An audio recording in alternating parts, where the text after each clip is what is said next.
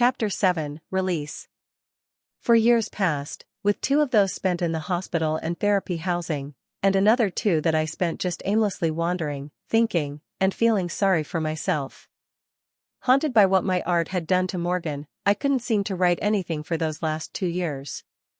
My inspiration felt unimportant, a thing that had only led to suffering. My passion was a dead end. I had made my way to eastern Utah, to Arches National Park, just outside Moab, and was deeply impressed with the rock formations there, the organ, which looked like a majestic and haunting pipe organ, double arch, 2 arches that shared a common end, and that were formed by water erosion from above, which is very rare. Delicate arch, which looked like the wind and water collaborated to make a fine piece of sculpture. The Tower of Babel rock felt fitting enough for me to contemplate it for about an hour. The Tower of Babel/Confusion, what an appropriate name for how I was feeling. But, the one rock formation that really entranced me was called Balanced Rock. I sat down on a bench on the trail that looped around the rock, and stared up at it. The rock seemed precarious, unable to be standing like it was. The size of 3 school buses, it sat a wide base on a much smaller platform, looking like an impossible trophy, especially considering its massive weight. At some angles, it resembled a person, big head, small neck, and a short, stocky body. I looked down at my prosthetic leg, a transfemoral prosthesis for an amputation above the right knee. It limited my mobility, but I had become accustomed to it. They knew I was a writer, so they gave me a limb with a built-in computer thesaurus, dictionary, and even a touch-writing tablet. I could check words on the calf area, and use the knee portion to write with my finger or a black, inkless pen, onto a digital pad. But, its memory banks were empty, just like my heart. How could I write when Morgan suffered? Because of it? I looked back up at this massive rock that seemed to be defying all odds.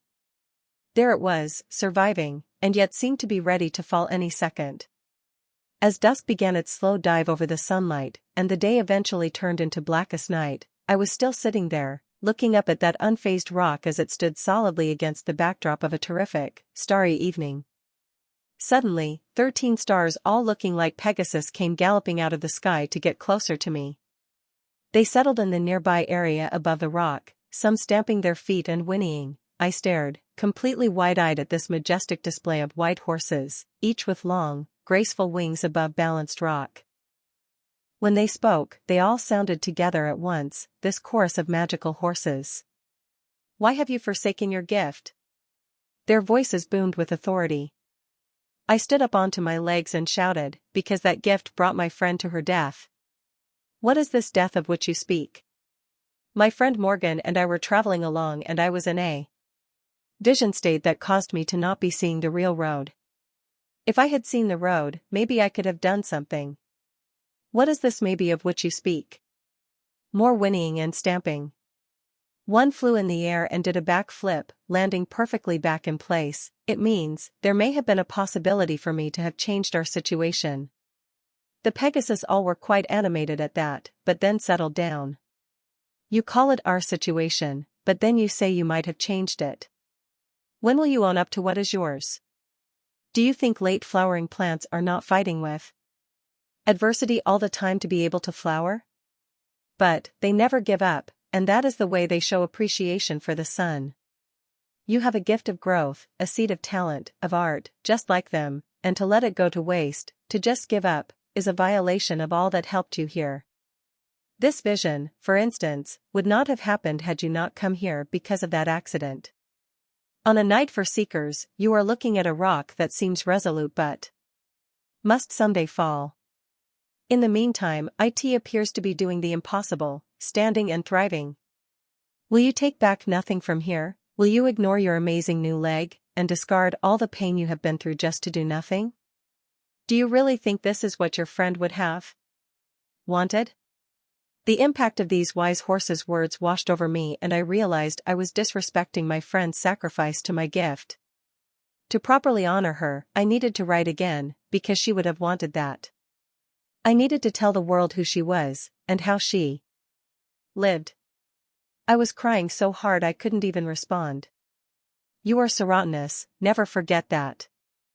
So, go now, honor your friend, and honor yourself and your gift. Listen, loving one, to the Pegasus, that truck would have hit you both anyways. It crossed that divider long after your imaginings had begun. There was no time for anyone to react. You did not kill your friend, and neither did your art or visions. Now it is time to stop wasting another moment without writing. Go, dear child, go. As the Pegasus flew back to their heavenly stations, I thought of their last words to me. I didn't kill Morgan, and I wasn't at fault. I decided to head home right then and there, and live with my mother and father again. I wanted to sit at my old desk and write, to feel the inspiration wash over me once more. On stations so grand, where neither toll nor ticket was needed, I marveled at the gold, the opulent, gleaming platforms of destiny. Pillars, resolute and unlike me, marched out in white and copper bands. I marveled at the distance they traveled, though they took no steps. From this station to unattached annexes, those pillars would be there, welcoming lonely hearts. And I'd marvel that it was I, the most unpillarist of them all. Where to rest, I wondered. Against the pillar for strength, or on the train? Should I lay down across the tracks, or on that golden bench? So many passengers, disembarking in Blench, they don't care where I sleep. Wide-eyed from the ride, they marveled at me, looking up at pillars. Some came to join, I called them the millers, and we stared at pillars for moss and detail. Look, there's a moth way up there, and we sighed in rapture of its flutter. In concentration and joy we were put in scupper. And some pickpocket took everything we owned. So, we were nude and staring, still drawing a following, who thought us nude on purpose. A spiritual enlightenment started to wash over us, as we dealt with hunger, cold and tiredness. I marveled at feeling responsible for this. And so I stayed, the example to others. But, if I had to exercise my druthers, I wouldn't have still been standing there. I was curious about other places, and a rest on the train sounded like heaven.